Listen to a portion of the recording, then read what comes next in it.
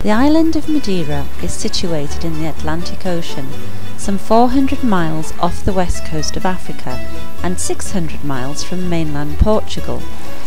Due to its ideal climate and lush vegetation, it is sometimes referred to as the floating garden. Two things most associated with Madeira is wine and cakes. As you will see, there is a lot more to Madeira than wine and cakes.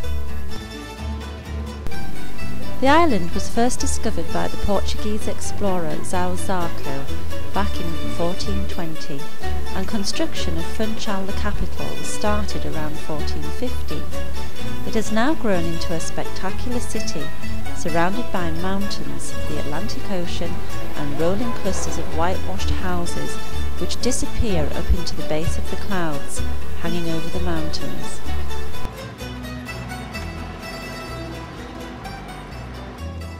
We make our way through the cobbled streets of the old town to the Mercado Laviadores, a fascinating market full of exotic fruit and veg, flowers and fresh fish. The market is full of hustle and bustle, and all the stalls were busy selling their wares. The fish stalls make up an important part of the market, selling the catch that has just been landed that morning.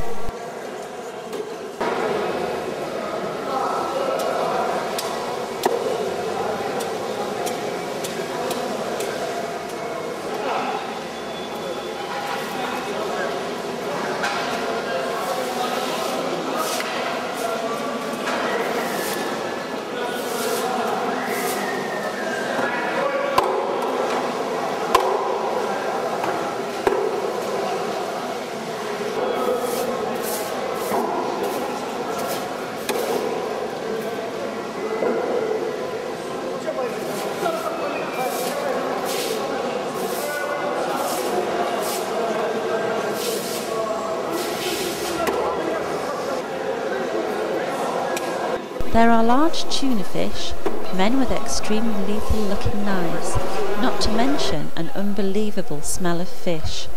This isn't the place for the squeamish. All different types of fish are for sale, including espada fish, an evil looking long black fish with rows of sharp teeth and large eyes. They are hauled up to the surface by fishing line from depths of over 3,000 metres.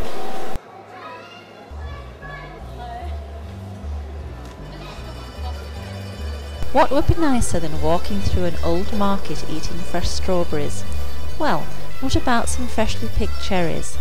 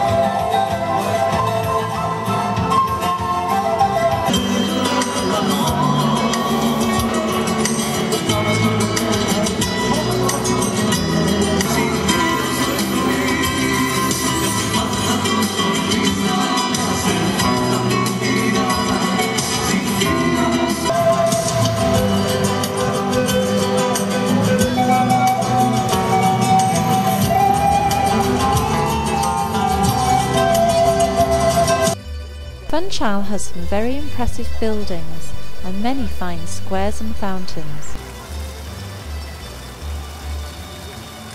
One of our favourite cafes was the Golden Gate, originally a hotel dating from 1880, complete with wicker chairs.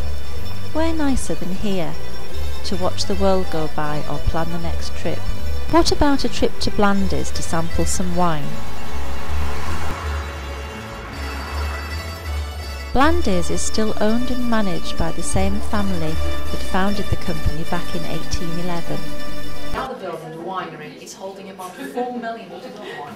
Of course, it's not as old as this one, it's much bigger as well, but our main production is really stored there. And here, for example, as you can feel, there's no controlled temperatures. We only have the natural heating process. I'm glad, because in summer this is already so hot. It's like a natural greenhouse. It's sauna. Sometimes we have, especially July and August, late July, we have here 25 to 30 degrees on the top floor, 35, 38. It's really a bit too much for us, but for the wine it's great. Madeira is a fortified wine found only on this island. The harvesting of the grapes starts in August and ends in October. Fermentation takes place in old oak casks. Not one of the most popular, but a very easy wine to like. It's very well balanced in acidity, sugar content. It's a lovely wine to have, or as an aperitif like the Cercial, or just with some starters like some seafood starters, the soup, consommé, or cheeses as well. Now for the best bit.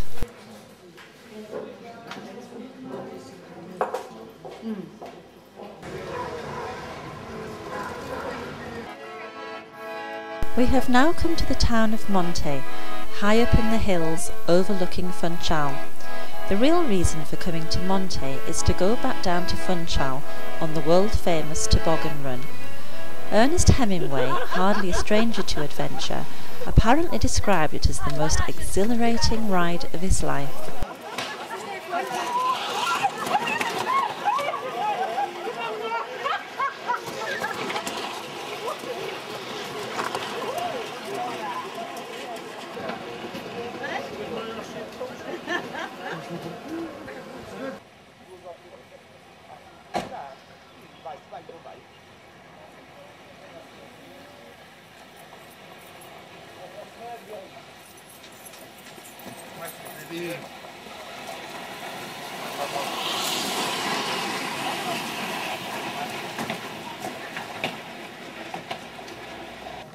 We've checked our holiday insurance policy, and there is nothing in the exclusion section about hurtling downhill in a sledge that looks like an oversized picnic hamper. So here goes.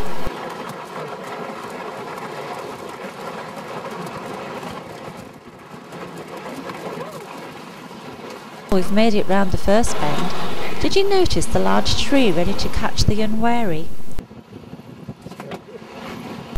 The road looks very smooth and shiny, and I don't think the goatskin clogs will be much use on this surface. And as for the potholes, well, they don't look too good either. Never a health and safety inspector around when you need one.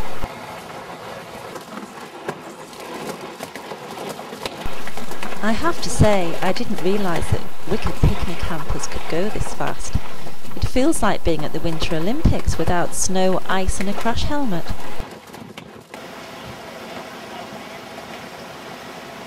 You feel very exhilarated once you get to the bottom. If you come to Madeira, you must have a go on this. All that tobogganing has certainly worked up an appetite, so I think cappuccino, tea and cakes are called for.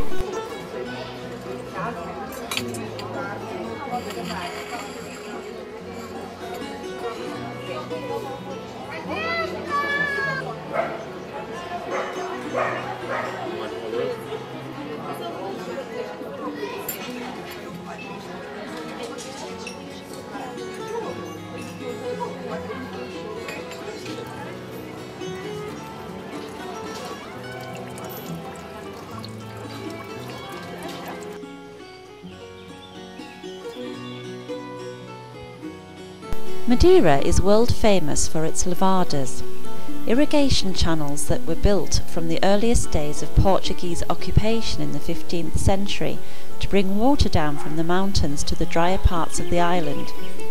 Built by slaves, they are brilliant feats of engineering, running at a slight angle so the water never flows too quickly, and controlled by sluice gates cut into the sides of the lavada.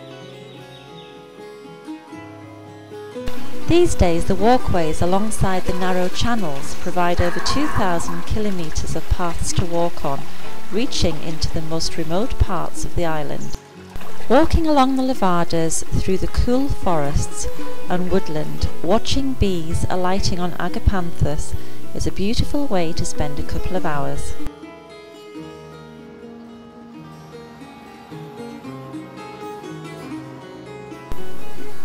Further west along the coast is a small fishing village of Camara de Lobos, made famous by Winston Churchill, who used to come here in the early 1950s to paint delightful scenes this village has to offer. It is here that most of the fish sold in Funchal's fish market is landed each morning. The village has many delightful old cobbled streets, lined with whitewashed houses, small shops and old fishermen's bars. We came upon this fisherman's chapel, built in the 1600s.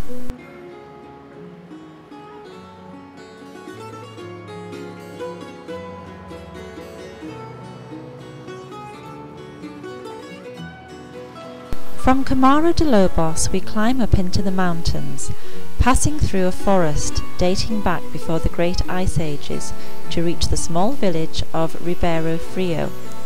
Here the government has built a trout farm, where the cold oxygenated waters of the stream are perfect for breeding trout, which are used to repopulate Madeira's streams.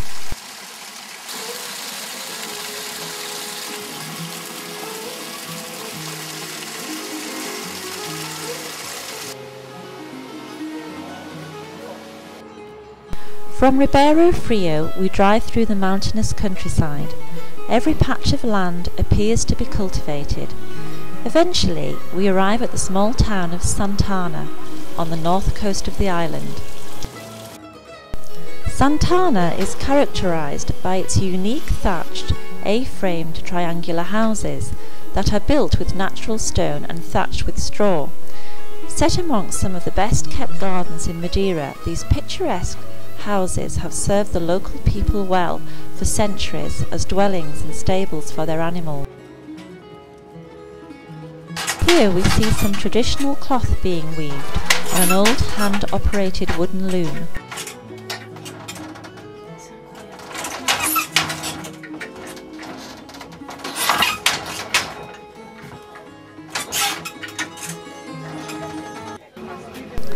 Because of its unique location in mid-ocean, the island of Madeira has plenty of marine life, especially whales and dolphins, and the boats that now leave the island to look for whales are for people to watch and photograph them.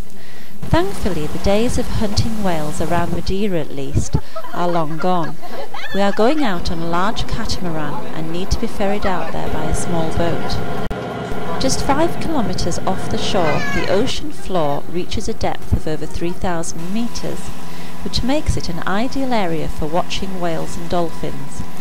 We have been told there is only a 3% chance of not seeing whales, so let's hope we are in the 97%. No, this is not Christopher Columbus on his way back from the Americas, but a replica of his ship, only this one has the advantage of a Mercedes diesel engine and a full bar service.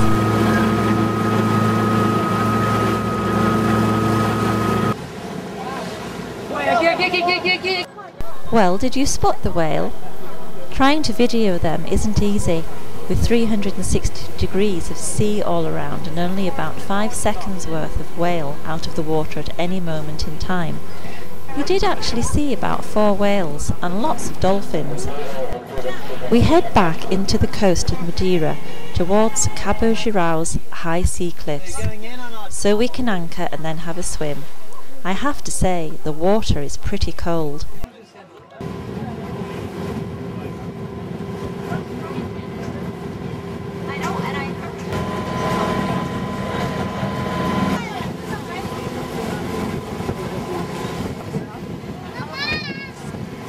Heading back to Funchal, we pass the volcanic coastline that makes up the island.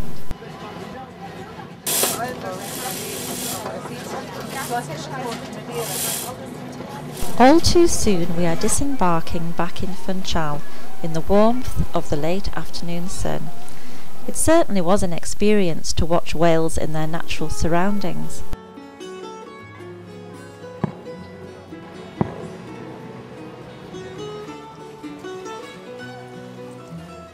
Funchal Harbour is a very busy port, with commercial ships, cruise ships and pleasure craft, and is lined with many cafes and bars.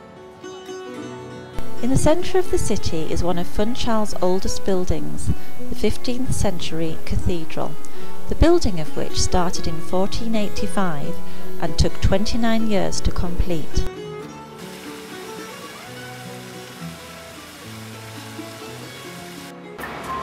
No visit to Madeira is complete without a visit to the world-famous Reed's Hotel for afternoon tea.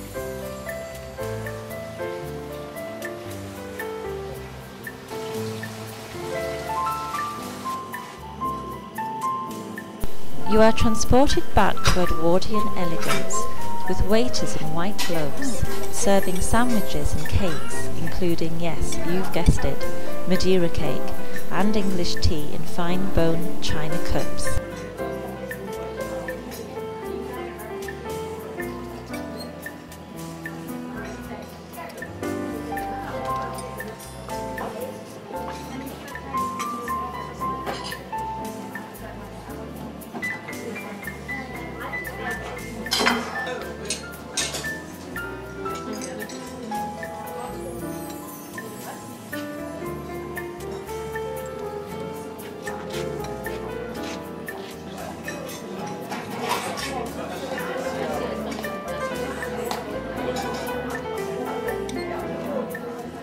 What better way to end a holiday than sitting on an Edwardian terrace in one of the best hotels in the world, overlooking the picturesque city of Funchal.